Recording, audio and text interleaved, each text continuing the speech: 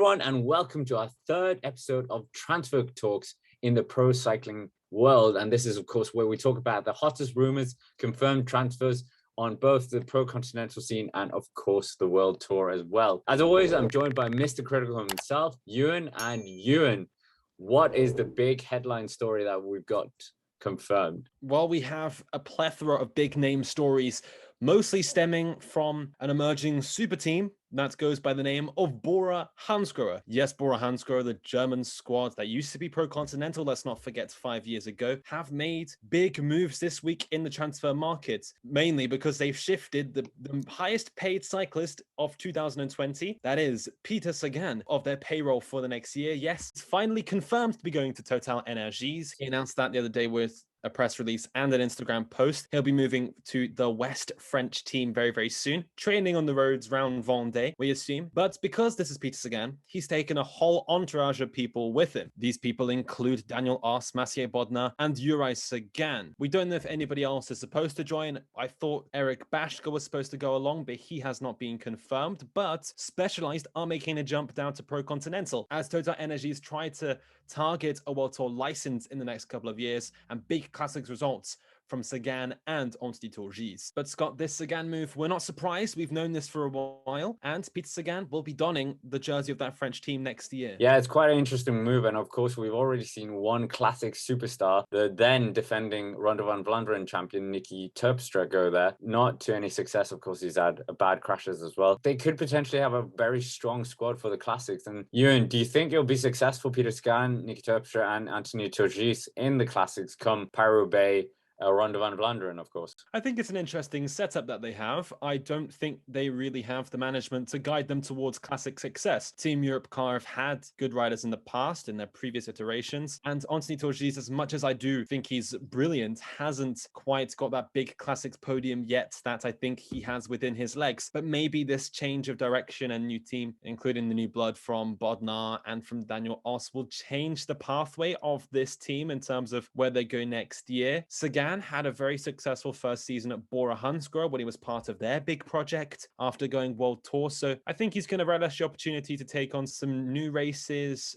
different kind of profile and season, but I doubt he'll be able to defend his Maglia Ciclamino next year that he won this year at the Giro d'Italia back in May. So anyways, you've kind of mentioned this before, that it seems like every episode we have a team with this huge exodus. And yeah, this is the turn of BoraHansgroh almost. And of course, we've also known this story for a long time. But Pascal Ackermann, the super German sprinter, is also going to be leaving BoraHansgroh. For me, I think UAE makes sense. They've got the money bags for it, and they've had successful sprinting setups in the past with Gaviria and Alexander Kristoff, and this could be another person to fill the shoes of Kristoff, who's now confirmed to be going to Intermarché next year. Ackermann hasn't had the best season so far. He's missed the mark on many occasions. He's missing that killer kick in the end, but he's leaving Ralph Denk's BoraHansgroh squad on not great terms after being promised a place in the Tour de France squad, which was not given to him, and also a Vuelta a España opportunity that will be missed. So Ackermann clearly frustrated, wanting to leave the team, and UAE, we assume, are the top team to take that place. Hello, everyone. So anyway, since we did the recording, UAE Team Emirates have actually confirmed the signings of not only Pascal Ackermann, but also Joao Almeida on a 5-year contract ending in 2027. And of course, also Marc, the 2015 Tour de l'Avenir winner and 2018 Paris-Nice winner, has also been signed on a 2-year contract. And that really just shows that UAE Team Emirates are shifting more towards targeting a lot of GCs, not just the Tour de France, and potentially we could see Joao Almeida heading up the team in the Giro d'Italia and thereafter going to the Tour de France to help Tadej Pogačar, and Marc could be potentially fighting for his own chances in the Vuelta a España. He has kind of been neglected as such at Movistar, even though he was the sole winner of all their wins in the 2020 season. But yeah, that's basically it for all the UAE Team Emirates, and now back to the show.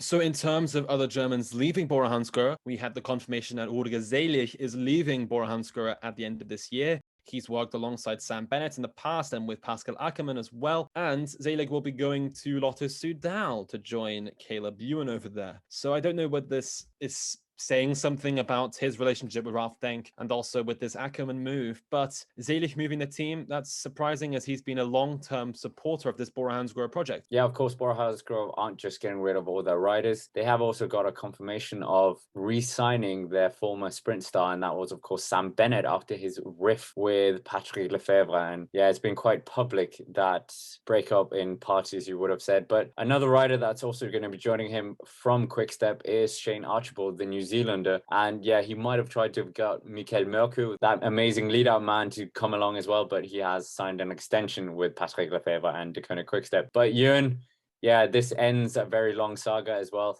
for Sam Bennett. Yes, I'm very, very glad Sam Bennett is out of that environment. I know that he didn't leave BoraHansgroh on the best terms, but that was because there were two big sprinters competing for top dog position. That was Sagan and Ackermann, both of which are leaving. So now Sam Bennett will be the top dog. He's got his old school sprint train of Shane Archibald back. He doesn't have Zelig here, but he'll be joined by Danny von Poppel, which will be very, very interesting. I think he might end up being one of the strongest lead-up men of 2022 for Sam Bennett. And I'm happy to see him back at BoraHansgroh. I think it's an environment he thrived on in the past. He's done very well at Deceuninck Quickstep, but the behavior of Patrick Lefevre is quite frankly inhospitable. So I think he's happy to leave the squad and forge his new pathway at BoraHansgroh, whilst Deceuninck Quickstep, soon to be Quickstep Alpha Vinyl, do their own thing with Remco Evenepoel in the classics, whilst this Archibald, Mullen, von Poppel train builds itself up for Sam Bennett, who's going to be having plenty of opportunities. However, Scott, we do have to mention the fact that BoraHansgroh are becoming a stronger mountain team, and that has just been reinforced by some mountain signings, which include Jai Hindley, second place at the Giro d'Italia, and Sergio Higuita as well, former Vuelta a España stage winner and top 3 finisher at Paris-Nice in the past. We spoke about this on last week's show, but they're now fully confirmed. And what does this mean for BoraHansgroh? This definitely means that we're not just going to be seeing them on the flat stages. They're definitely going to be in the mix. We've seen it with Wilco Kelderman in the Tour de France. And yeah, like you said, we could have a super team in the making and absolutely incredible. Like even signing Ryan Mullen, who's been having a few quiet seasons. They're a very strong time trial engine, of course, could do something in terms of fitting into a Grand Tour team. So yeah, it's all exciting now for BoraHansgroh and Ralph Denk. But yeah, Ewan, of course, we also know that you love the French riders and the French transfers, and Groupama FDJ have been a bit busy of late, and they have 2 confirmations of new riders coming in for the 2022 season. Yes, these 2 riders are Content Pache and Michael Storer, one of which was very, very animated last year at the Tour de France and the World Championships. That is Content Pache. We knew of this rumor during the Tour de France. It was published by L'Equipe. Content Pache and Marc Madiot were both very vocal about this deal in the workings, and I think it's a good signing for him. Content Pache said on Twitter that he came into cycling through the back door and that he's made a name for himself and performed, and he's very happy to join the World Tour. And I think he'll be a great addition to that squad. Content Pache has carried the hopes and dreams of BNB for the last year, it seems, whilst Brian Coquard struggled with injury. But it's good to see the man with the ginger beard from Le Bon at the World Tour for the first time in his career, whilst Michael Storer, the newly crowned champion of the Tour de l'Ain, has just been signed by Francis Desjeux.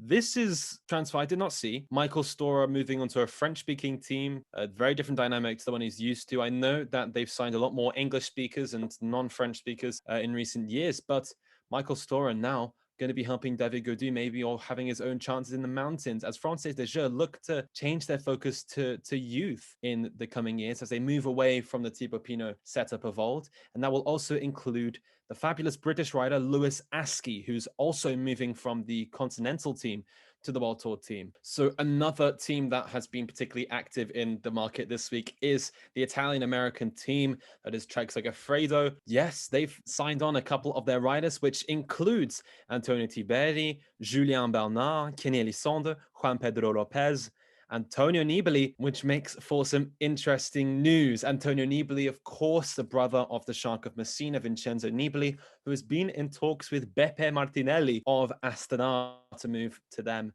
next year. Will this happen, though? Seeing as Nibali has just signed on with Trek Segafredo, we thought the brothers would stay together, just like Uri Sagan has done with his brother for so many years, and plenty of other pro cycling brothers, including the Yateses. However, they parted this year, and maybe the Nibali brothers will part this year, seeing as Nibali could be moving to one of these other teams, including Astana or Eolo Cometa, who, by the way, according to Ciro Scognamiglio, will be signing a huge sponsor deal, which means that Eolo Cometa could be willing to make a big signing this year. We know Viviani is strongly linked to that team, but what is the future for Nibali now, Scott? We seem to be talking about him a lot. Yeah, Nibali, of course, we think is definitely on the last few seasons of his career. And of course, we're both fans of him. We would love to see another heroic win. He has this aggressive riding style that we've all come to love, really wearing his heart on his sleeve almost. But yeah, you would have thought you're not buying the Vincenzo Nibali of old. You're buying, as we've seen with Chris Froome, you're buying the name, you're not buying the performance anymore. Yeah, but